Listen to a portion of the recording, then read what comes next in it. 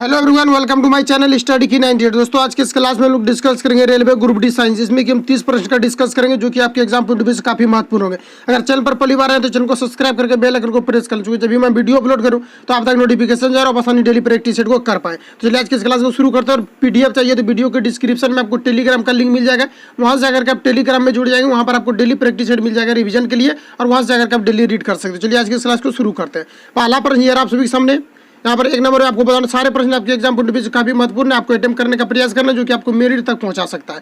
तो चलिए आज के इस क्लास को शुरू करते हैं। पहला प्रश्न, और इसके प्रीवियस ईयर वाला जितना भी मैंने करवाया ये आपको सारा प्लेलिस्ट में अवेलेबल मिल जाएगा, वहां से आकर के पूरा जो है क्लियर कर सकते हैं। तो चलिए शुरू करते हैं। पहला प्रश्न ये रहा, वायु में ध्वनि की चाल क्या होती है आपको यहाँ पर बताना। तो वायु में ध्वनि की अगर हम बात करें तो वायु में अगर ध्वनि की चाल की बात करें तो ये आपका होता है 331 मीटर पर सेकेंड जो होता है, ये वायु में आपका ध्वनि की चाल होता है। तो ऑप्शन यहाँ पर आपका एक करेक्ट हो जाएगा। इसके अलावा पूछा जाता है निर्वात में प्रकाश की चाल कितना होता है। तो निर्वात में अगर प्रकाश की चाल बात करें तो ये आपका होता है 3 × 10⁸ मीटर पर सेकेंड जो होता है, ये आपका निर्वात में प्रकाश की चाल होती है। लेकिन ध्वनि की अगर हम बात करें तो ध्वनि जो होता है ये आपका निर्वात में गमन नहीं कर सकती है, लेकिन प्रकाश की अगर हम बात करें तो प्रकाश आपका निर्वात में गमन कर सकता है, जिसके कारण कोई व्यक्ति अगर अंतरिक्ष में जाता है तो वहां पर क्या होता है कि आपस में बात नहीं कर पाता है, क्योंकि ध्वनि को संचरण के लिए किसी न किसी माध्यम की आवश्यकता पड़ती है, जबकि प्रकाश को किसी भी माध्यम की आवश्यकता नहीं पड़ती है, जिसके कारण कोई व्यक्ति चंद्रमा पर जाता है तो वहां पर क्या करता है कि आपस में बात नहीं कर पाते, क्योंकि वहां ध्वनि संचरण के लिए किसी भी प्रकार का माध्यम नहीं होता, क्योंकि वहां वायुमंडल नहीं होता है। और वायुमंडल में क्या होता है कि छोटे छोटे कण उपस्थित होते हैं, जिसके कारण से क्या होता है कि ध्वनि संचरण के लिए वहां पर माध्यम बन जाता है, जिसके कारण से वहां पर यहाँ पर पृथ्वी पर क्या होता है कोई व्यक्ति आपस में बात कर सकते हैं, लेकिन अंतरिक्ष में ऐसा बिल्कुल भी नहीं होता है। तो ऑप्शन यहाँ पर आपका एक करेक्ट हो जाएगा। वायु में ध्वनि की चाल क्या होती है, ये तो आपका 331 मीटर पर सेकेंड होता है। ऑप्शन ए यहाँ पर आपका करेक्ट हो जाएगा। नेक्स्ट आगे बढ़ते हैं। नेक्स्ट यहाँ पर आपको 2 नंबर पूछा जा रहा है, डैश की आवृत्ति मनुष्यों के लिए सरभी नहीं है। तो बताइए कि कौन सा आवृत्ति मनुष्यों के लिए सरभी नहीं है, आपको यहाँ पर बताना। सरभी कहने का मतलब है कि कौन सा मनुष्य सुन नहीं सकता है, इसके बारे में यहाँ पर आपको बताना। तो सबसे पहली बात हम लोग यहाँ पर यह समझते हैं कि मनुष्य के लिए जो श्रव्यता सीमा जो है ये 20,000 लेकर से 20 हर्ज से लेकर के ये आपका 20,000 हर्ज के ये बीच होता है। कितना से कितना, तो ये आपका 20,000 हर्ज से लेकर के 20 हर्ज के बीच ये आपका होता है श्रव्यता सीमा। इसके अगर इसके रेंज में अगर कोई ध्वनि है तो उसको व्यक्ति सुन सकता है, इसके अलावा अगर इससे कम हो जाता है तो इसको नहीं सुन सकता है। 20 से अगर कम की बात करें तो ये कुत्ता सुन सकता है, और 20 से अगर अधिक की बात करें तो ये चमगादड़ वगैरह सुन सकता है। तो इसमें अगर इसी के रेंज में अगर आता है कोई ध्वनि तो ये मनुष्य सुन सकता है, लेकिन इसके अगर अपेक्षा अगर ज़्यादा आ जाता है तो फिर आपको 20 से कम आ जाता है तो उसको कोई भी व्यक्ति नहीं सुन सकता है। तो यहाँ पर जो आपसे पूछा जा रहा है डैश की आवृत्ति मनुष्यों के लिए सरभ नहीं है, तो सरभ तो आपका 18,000 जो यहाँ पर हर्ज दिया हुआ ये सुन सकता है, क्योंकि ये 20,000 से कम है और 20 से ये अधिक है तो इसको सुन सकता है। 22,000 वाला नहीं सुन सकता, क्योंकि 20,000 हर्ज से अगर अधिक हो जाएगा तो कोई भी व्यक्ति ये नहीं सुन सकता है, जिसके कारण ऑप्शन यहाँ पर आपका बी करेक्ट हो जाएगा। इसके अलावा ये सभी क्या करते हैं सुन सकते हैं, ये सभी छट जाएगा, क्योंकि यहाँ से पूछा जा रहा है कि डैश की आवृत्तियों के कारण जो है डैश की आवृत्तियों मनुष्य के लिए सरभ नहीं है, तो 22,000 हर्ज वाला जो ये आपका सरभ नहीं है, तो ऑप्शन यहाँ पर आपका बी करेक्ट हो जाएगा। नेक्स्ट आगे बढ़ते हैं। नेक्स्ट यहाँ पर आपको 3 नंबर में पूछा जा रहा है, प्रतिध्वनि को कम करने के लिए ऑडिटोरियम की छतों और दीवारों को किससे ढका जाता है, ये आपको यहाँ पर बताना है। तो देखिए ऑडिटोरियम का जो मतलब होता है ये क्या कहता है कि म्यूजिक जो स्टूडियो होता है वहाँ पर इसका प्रयोग किया जाता है, फाइबर बोर्ड का प्रयोग किया जाता है, जिसमें जब म्यूजिक रिकॉर्ड किया जाता है तो उस समय क्या होता है कि इको सुनाई नहीं पड़ता, ये प्रतिध्वनि जो होता है वो सिंगर को सुनाई नहीं पड़ता, जिसके कारण से वो क्या होता है कि डिस्टर्बेंस नहीं होता है। इसके अलावा अगर हम बात करें तो इसका प्रयोग जो किया जाता है सिनेमा घरों में भी प्रयोग किया जाता है, वहाँ पर क्या होता है कि प्रतिध्वनि इको नहीं सुनाई पड़ता है। तो ये जो होता है ऑडिटोरियम जो होता है ये फाइबर बोर्ड का आपका बना हुआ था। तो यहाँ पर देखिए जो पूछा जा रहा है प्रतिध्वनि को कम करने के लिए ऑडिटोरियम की छतों और दीवारों को किससे ढका जाता है, ये आपको यहाँ पर बताना। ऑप्शन ए धातु, option B fibre board, option C रबड़, ऑप्शन डी प्लास्टिक। तो बताइए इसका करेक्ट आंसर क्या हो जाएगा, तो ये आपका हो जाएगा फाइबर बोर्ड। ऑप्शन यहाँ पर आपका बी करेक्ट हो जाएगा। नेक्स्ट आगे बढ़ते हैं। नेक्स्ट यहाँ पर आपको 4 नंबर पूछा जा रहा है, निम्न में से किस माध्यम का अपवर्तनांक सबसे कम है। तो बताइए कि निम्न में से किस माध्यम का अपवर्तनांक सबसे कम है, ये आपको यहाँ पर बताना। Option A petrol, option B तेल, ऑप्शन सी हवा, ऑप्शन डी हीरा। तो यहाँ पर अगर करेक्ट आंसर की बात करें तो सबसे पहले इसका एग्जांपल को थोड़ा सा समझ लेते हैं कि मान लेते हैं कि किसी भी बाल्टी में आप रख दिए हैं पानी, और इसमें एक आप जब छड़ी को डुबा देते हैं तो ये क्या होता है कि थोड़ा सा मुड़ा हुआ प्रतीत होता है। तो ये जो मुड़ा हुआ प्रतीत होता है ये आपके अपवर्तन के कारण से ऐसा होता है। तो अपवर्तन का कारण आपका वाटर में हो सकता है। इसके अलावा अगर पेट्रोल की बात करें तो पेट्रोल में हो सकता है। इसके अलावा अगर डायमंड में बात करें तो डायमंड में भी होता है, क्योंकि अपवर्तनांक के कारण से ही डायमंड चमकता है। डायमंड जो होता है ये अन्य 4 कार्बन परमाणु से घिरे होने के कारण एक दूसरे पर ऊपर रिफ्लेक्ट करता है, जिसके कारण से ये चमकता है। हीरा की पूछा जाता है, हीरा का अपवर्तनांक कितना होता है, तो ये आपका 2.42 होता है। हीरा का अपवर्तनांक भी यहाँ पर आपको याद रखना है। तो इसके अलावा अगर हम बात करें तो ये जो हवा की बात करें तो हवा में जो है नहीं के बराबर अपवर्तनांक होता है, लेकिन विशेष परिस्थिति में होता भी है। तो ऑप्शन यहाँ पर आपका सी करेक्ट हो जाएगा कि किस माध्यम में अपवर्तनांक सबसे कम होता है, ये आपको यहाँ पर पूछा जा रहा है। तो सबसे कम की अगर हम बात करें तो ये आपका हवा में नहीं होता है। ऑप्शन यहाँ पर आपका सी करेक्ट हो जाएगा। नेक्स्ट आगे बढ़ते हैं। नेक्स्ट यहाँ पर आपको 5 नंबर में पूछा जा रहा है विद्युत ऊर्जा की वाणिज्यिक इकाई क्या है। तो बताइए कि विद्युत ऊर्जा की वाणिज्यिक इकाई क्या होती है, ये आपको यहाँ पर बताना है। तो विद्युत ऊर्जा की वाणिज्यिक इकाई की अगर हम बात करें तो व्यावसायिक जो मात्रक होता है विद्युत ऊर्जा का, जो हम लोग उपयोग करते हैं, इसका जो मेजर किलोवाट घंटा में किया जाता है। तो ये किलोवाट आपका घंटा में किया जाता है। ऑप्शन जो कि आपको बी में मिल रहा है, ऑप्शन यहाँ पर आपका बी करेक्ट हो जाएगा। इसके अलावा पूछा जाता है 1 किलोवाट घंटा बराबर कितना होता है। तो इसकी अगर हम बात करें तो 1 किलोवाट घंटा बराबर आपका होता है 3 × 6 × 10⁻6 जूल के बराबर होता है। इसके अलावा थोड़ा सा यहाँ पर याद रखेंगे कि 1 किलोवाट घंटा बराबर अगर हम बात कर ले तो ये आपका होता है 1000 जूल के बराबर होता है। कितना? 1000 जूल पर सेकंड के बराबर होता है। तो इन दोनों को यहाँ पर आपको याद रखना है। ऑप्शन यहाँ पर आपका बी करेक्ट हो जाएगा। नेक्स्ट आगे बढ़ते हैं। नेक्स्ट यहाँ पर आपको 6 नंबर में पूछा जा रहा है न्यूट्रॉन पर आवेश होता है। तो बताइए कि न्यूट्रॉन पर किस प्रकार का आवेश होता है, ये आपको यहाँ पर पूछा जा रहा है। तो न्यूट्रॉन की अगर हम बात करें तो न्यूट्रॉन पर आपका किसी भी प्रकार का आवेश नहीं पाया जाता है। न्यूट्रॉन से आपको यहाँ पर सिंपली याद रखना है कि न्यूट्रॉन यहाँ पर है तो इसके मतलब है कि न्यूट्रल होगा। न्यूट्रल वही होता है जिस पर कि किसी भी प्रकार का आपका आवेश नहीं होता है, ना तो निगेटिव चार्ज होता है और ना ही तो पॉजिटिव चार्ज होता है। इस प्रकार से यहाँ पर आपको ऑप्शन सी हो जाएगा, ये आवेशहीन होता है, किसी भी प्रकार का इस पर आवेश नहीं पाया जाता है। नेक्स्ट आगे बढ़ते हैं।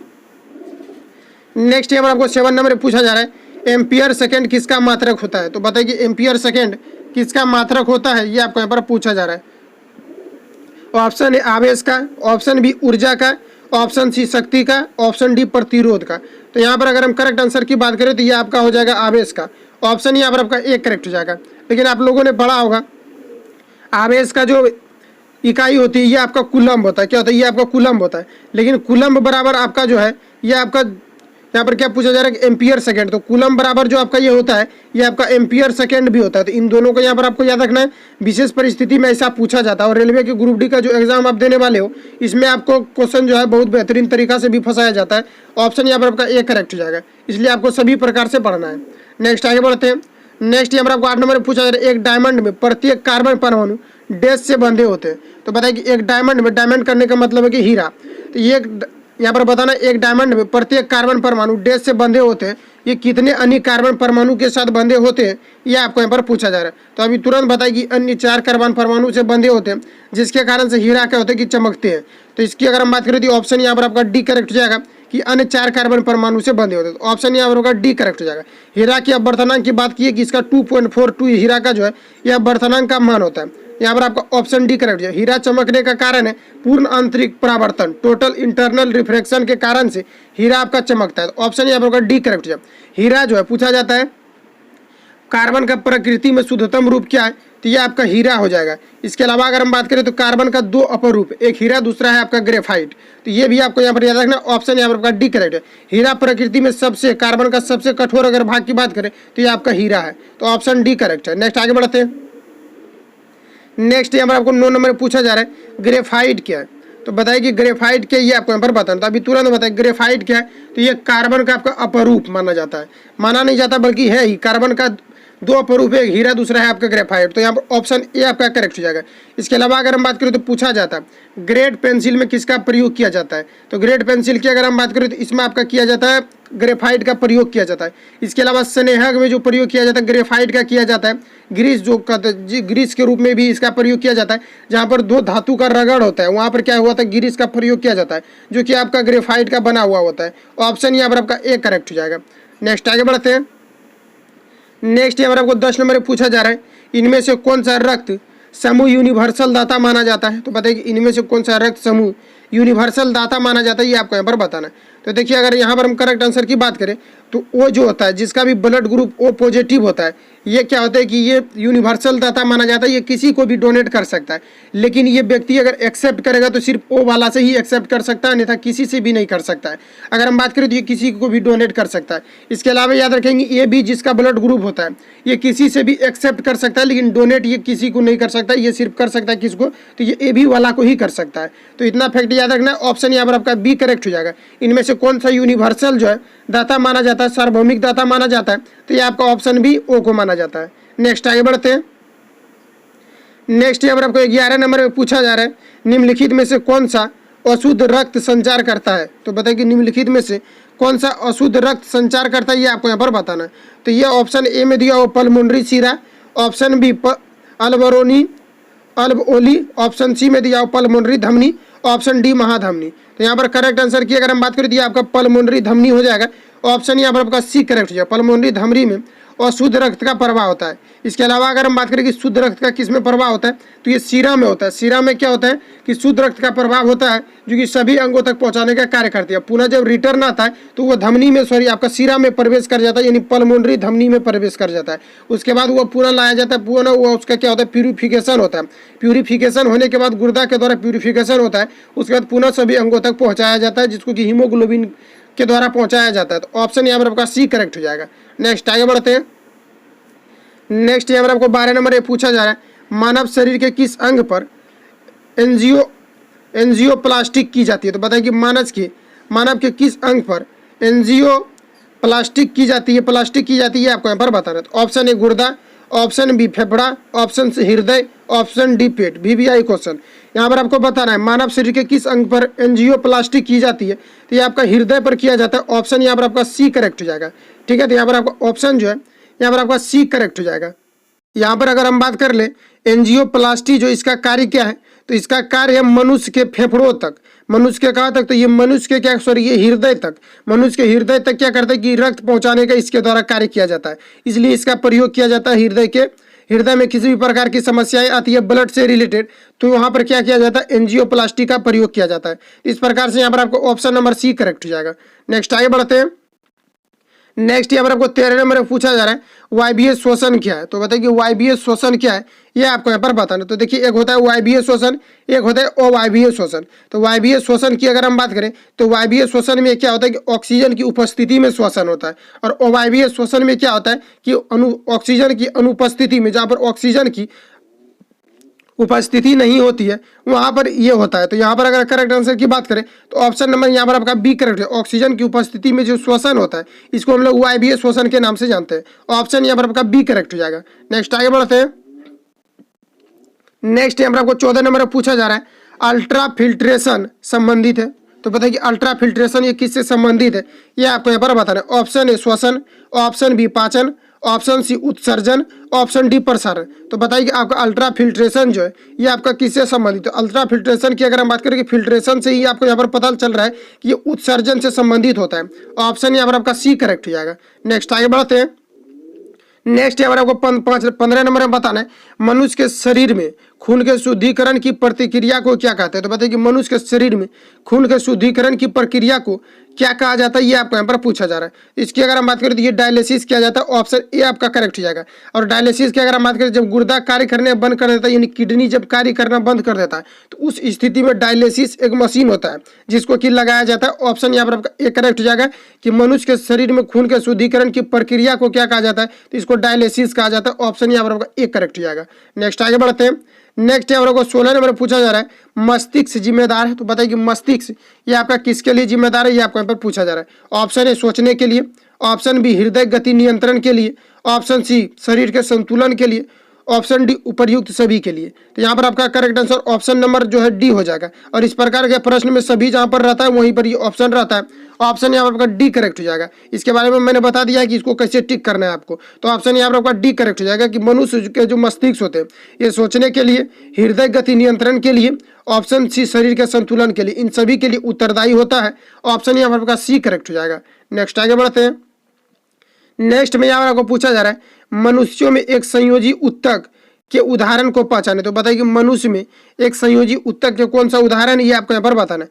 ऑप्शन ए मांसपेशियों, ऑप्शन बी कोशिका, ऑप्शन सी हड्डी, ऑप्शन डी इनमें से कोई नहीं। तो इसके बारे में मैंने पिछली वीडियो में आपको बताया था कि हड्डी जो है ये संयोजी उत्तक का उदाहरण, ऑप्शन यहाँ पर होगा सी करेक्ट हो जाएगा। इसके अलावा पूछा जाता है कि तरल संयोजी उत्तक का कौन कौन सा उदाहरण है, तो तरल संयोजी उत्तक की अगर हम बात करें तो रक्त जो है ये आपका तरल संयोजी उत्तक का उदाहरण है। तो वहां पर पूछा गया था प्रीवियस ईयर में कि कौन सा इसमें से है जो कि आपका संयोजी उत्तक का उदाहरण है, तो जो आपका जो यहाँ पर जो ब्लड जो है, ब्लड आपका तरल संयोजी उत्तक का उदाहरण है। तो वहां पर यहाँ पर आपको हड्डी जो है इसमें आप तरल संयोजी उत्तक नहीं मार सकते, क्योंकि ब्लड ये जो आपका हड्डी जो होता है ये आपका तरल अवस्था में नहीं पाया जाता है।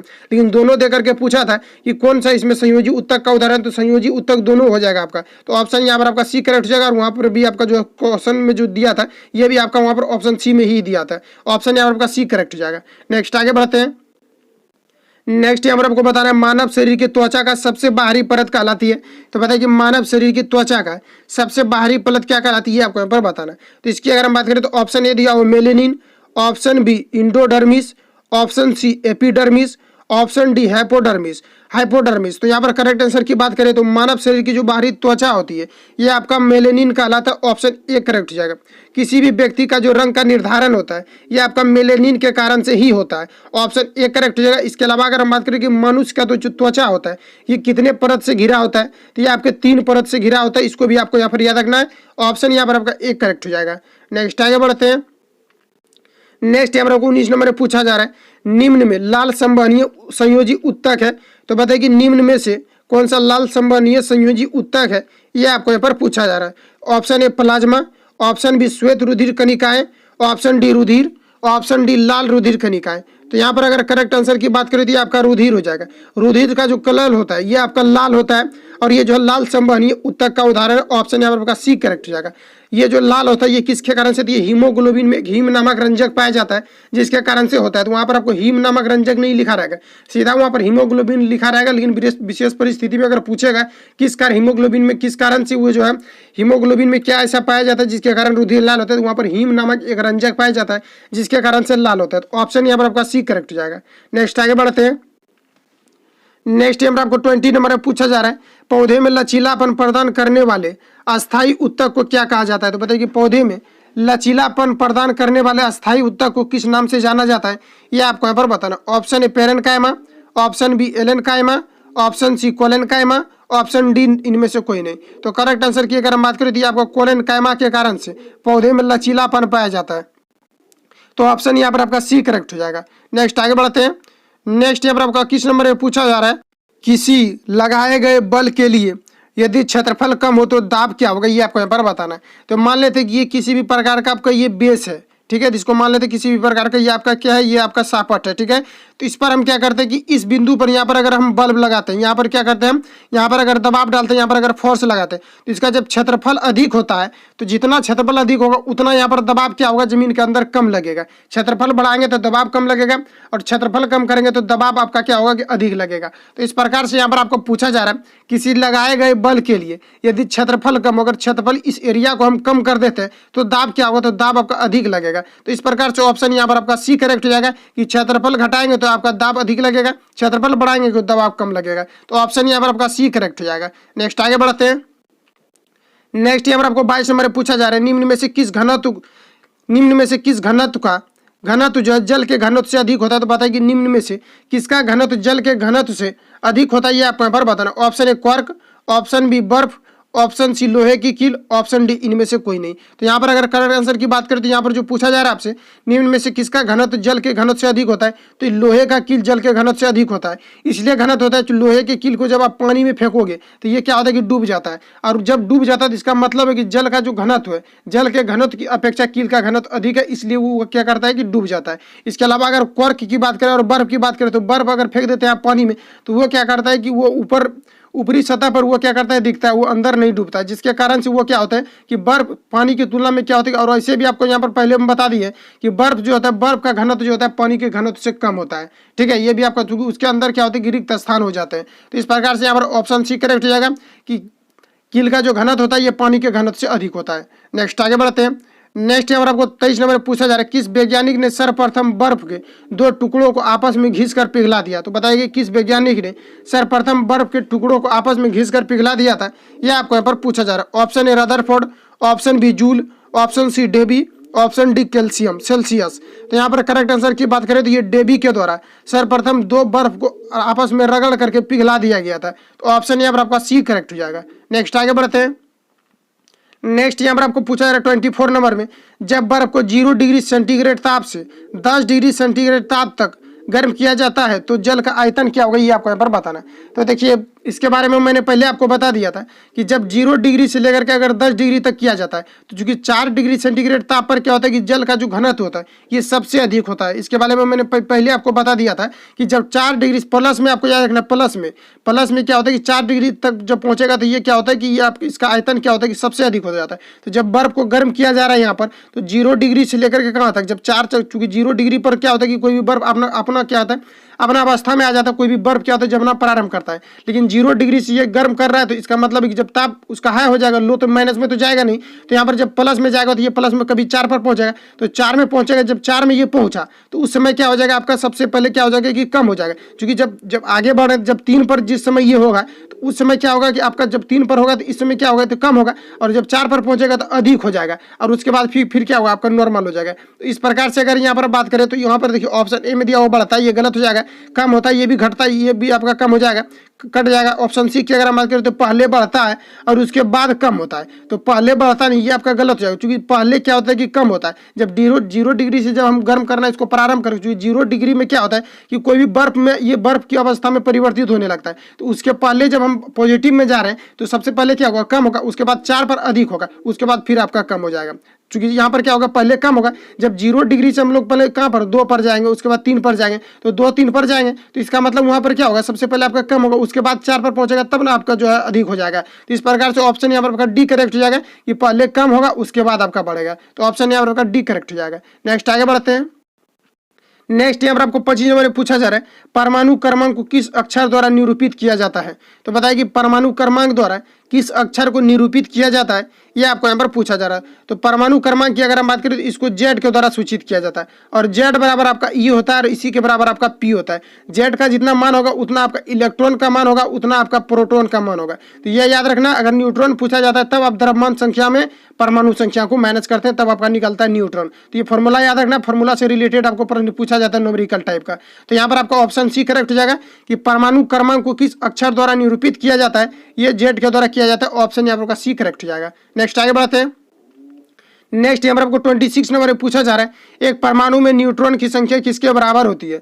तो बताइए कि एक परमाणु में न्यूट्रॉन की संख्या किसके बराबर होती है, ये आपको यहाँ पर पूछा जा रहा है। तो न्यूट्रॉन बराबर अभी तुरंत बताइए कि न्यूट्रॉन का संख्या निकालना रहेगा, तो इसमें आपको द्रव्यमान संख्या को माइनस करना है। किसको करना है, द्रव्यमान संख्या माइनस आपको यहाँ पर क्या करना होता है, तो इसमें आपको परमाणु की संख्या को क्या करना होता है, माइनस करना होता है। तो ऑप्शन यहाँ पर आपका बी करेक्ट हो जाएगा। और जेड बराबर आपका होता है ई, इसी के बराबर आपका पी होता है, ये भी याद रखेंगे। ऑप्शन यहाँ पर आपका बी करेक्ट हो जाएगा। नेक्स्ट आगे बढ़ते हैं।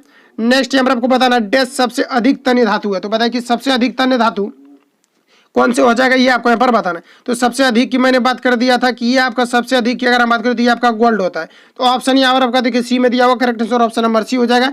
क्योंकि गोल्ड में क्या होता है कि सबसे अधिक इसमें जो है औगात वर्धनता का गुण पाया जाता है, जिसके कारण इसको अधिक से अधिक जो है इसको खींचा जा सकता है और तार बनाया जा सकता है। तो ऑप्शन यहाँ पर आपका सी करेक्ट जाएगा। और सोना ये मुक्त अवस्था में रह सकता है, वायुमंडल में किसी भी प्रकार की अभिक्रिया किसी से नहीं करते। और सोना जो होता है ये आपका 24 कैरेट का होता है, क्योंकि ये काफी लचीला होता है, जिसके कारण इसमें तांबा मिलाया जाता है। तो ऑप्शन यहाँ पर आपका सी करेक्ट जाएगा। नेक्स्ट आगे बढ़ते हैं। नेक्स्ट यहाँ पर आपको 28 नंबर पूछा जा रहा है, कैल्शियम का परमाणु द्रव्यमान डैश होता है। तो देखिए किसी भी अगर मान लेते हैं कि किसी भी एटम का आपसे अगर वहाँ पर द्रव्यमान पूछा जाता है, तो जैसे कि मान लेते हैं कि कैल्शियम के बारे में पूछा जा रहा है, तो कैल्शियम का जो आपका परमाणु संख्या होता है ये कितना होता है, ये आपका 20 होता है। और 20 का अगर द्रव्यमान पूछा जा रहा है आपसे, तो आपको क्या करना है कि इसको सिंपली 2 से गुना कर देना है। अगर सम संख्या रहेगा तो 2 से गुना कर दीजिएगा किसी भी एटम को, तो वहाँ पर क्या होता है कि लगभग निकल ही जाता है एक्यूरेट मान। तो यहाँ पर क्या हो जाएगा, तो 20 को 2 से गुना करेंगे तो ये आपका 40 हो जाएगा। तो 40 आपका यहाँ पर ऑप्शन डी करेक्ट हो जाएगा। कैल्शियम का परमाणु द्रव्यमान कितना हो जाएगा, 40, परमाणु संख्या कितना 20। तो परमाणु संख्या में 2 से गुना कर देना है, बस उसका द्रव्यमान संख्या निकल जाएगा। अगर सम है तो, अगर विषम रहेगा तो 2 से गुना करके एक को आपको उसमें ऐड कर देना है। तो इस प्रकार से आप निकाल सकते हैं। तो ऑप्शन यहाँ आपका डी करेक्ट हो जाएगा। नेक्स्ट आगे बढ़ते हैं। नेक्स्ट यहाँ पर 29 नंबर में पूछा जा रहा है, कार्बन डाइऑक्साइड में कार्बन की प्रतिशत मात्रा कितनी होती है, ये आपको यहाँ पर पूछा जा रहा है। तो कार्बन डाइऑक्साइड में कार्बन की कितनी प्रतिशत मात्रा होती है आपको यहाँ पर बताना है। तो देखिए कार्बन डाइऑक्साइड का जो आपका फॉर्मूला होता है ये आपका होता है CO2। तो कार्बन की अगर हम बात करें तो कार्बन का सबसे पहले यहाँ पर आपको करना क्या है, तो यहाँ पर देखिए आपको ऑक्सीजन का निकालना है। तो ऑक्सीजन का यहाँ पर आपका कितना हो जाएगा, तो 8 दूना 16 हो जाएगा, और फिर 16 से आपको यहाँ पर क्या करना है, तो 2 से मल्टीपल करना है 16। चूंकि परमाणु द्रव्यमान सबसे पहले आपको किसका निकालना है, तो परमाणु द्रव्यमान की अगर हम बात करें सबसे पहले आपको इसका निकालना है, ऑक्सीजन का। तो ऑक्सीजन का जब निकालेंगे तो ये कितना हो जाएगा आपका, तो ऑक्सीजन का निकालेंगे तो ये हो जाएगा 8 दूना 16 हो जाएगा। 16 को फिर क्या करना है आपको 2 से मल्टीपल करना है, तो 16 दूना कितना हो जाएगा आपका 32। और कार्बन का परमाणु संख्या की अगर हम बात करें तो ये कितना होता है आपका 6 होता है, और 6 यहाँ पर आपका हो जाएगा, तो कितना हो जाएगा आपका 32 और 6 कितना हो जाएगा आपका, तो ये आपका 32 और 6 आपका यहाँ पर हो जाएगा 38। ठीक है, तो 32 और 6 की अगर हम बात करें तो ये आपका 38 हो जाएगा। तो यहाँ पर आपको सिंपली करना क्या है, तो यहाँ पर आपको 38 लिख देना है। उसके बाद टोटल यहाँ पर आपका 38 हो गया, निकालना किसका है, तो कार्बन का। तो यहाँ पर कितना हो जाएगा आपका 6 हो जाएगा, और उसके बाद यहाँ पर आपको 100 से गुना कर देना है परसेंटेज के लिए। इसको सॉल्व कीजिए, ये 27.3 करेक्ट आंसर आ जाएगा। नेक्स्ट आगे बढ़ते हैं। नेक्स्ट यहाँ पर आपको पूछा जा रहा है 30 नंबर में पूछा जा रहा है कि सूर्य की ऊर्जा स्रोत है, तो बताइए सूर्य की ऊर्जा का स्रोत क्या है, आपको यहाँ पर बताना है। तो देखिए सूर्य की बात करें तो सूर्य में आपका क्या होता है कि नाभिकीय संलयन होता है, जिसके कारण से वहाँ पर क्या होता है कि ऊर्जा की उत्पत्ति होती है जो कि हमारे वायुमंडल में प्रवेश करती है। तो यहाँ पर जो आपसे पूछा जा रहा है कि सूर्य की ऊर्जा का स्रोत है, तो बताइए कि सूर्य की ऊर्जा का स्रोत क्या होता है, ये आपको यहाँ पर पूछा जा रहा है। तो सूर्य की अगर हम बात करें तो ऑप्शन ए में दिया प्रकाश विद्युत अभिक्रिया, ऑप्शन बी नाभिकीय विखंडन अभिक्रिया, ऑप्शन सी नाभिकीय संलयन अभिक्रिया, ऑप्शन डी फोटोवोल्टिक अभिक्रिया। तो यहाँ पर करेक्ट आंसर की अगर हम बात करें तो नाभिकीय संलयन अभिक्रिया हो जाएगा। सूर्य में क्या होता है कि नाभिकीय संलयन होता है। इसके अलावा पूछा जाता है परमाणु, पूछा जाता है कि परमाणु बम जो ये आपका किस पर आधारित है, तो परमाणु बम की अगर हम बात करें तो परमाणु बम जो होता है ये आपके नाभिकीय विखंडन के अभिक्रिया पर आधारित है। इसके अलावा अगर हम बात करें तो हाइड्रोजन की अगर हम बात करें तो हाइड्रोजन जो ये आपके नाभिकीय संलयन की अभिक्रिया पर आधारित है। इन दोनों के बारे में पूछा जाएगा। इसके अलावा आपको सूर्य के बारे में पूछा जाएगा कि सूर्य में किस कारण से ऊर्जा की उत्पत्ति होती है, तो ये आपके नाभिकीय संलयन के कारण से होता है। तो ऑप्शन यहाँ पर आपका सी करेक्ट हो जाएगा। तो इतने प्रश्न लेकर के आए थे। आई होप कि आपको वीडियो पसंद आया होगा। अगर वीडियो पसंद आया तो चैनल को सब्सक्राइब करके बेल आइकन को प्रेस कर लेना, क्योंकि जब भी मैं वीडियो अपलोड करता हूं आप तक नोटिफिकेशन जाए और आप आसानी डेली प्रैक्टिस को कर पाए। तो मिलेंगे नेक्स्ट वीडियो में, तब तक के लिए जय हिंद, बेस्ट ऑफ लक।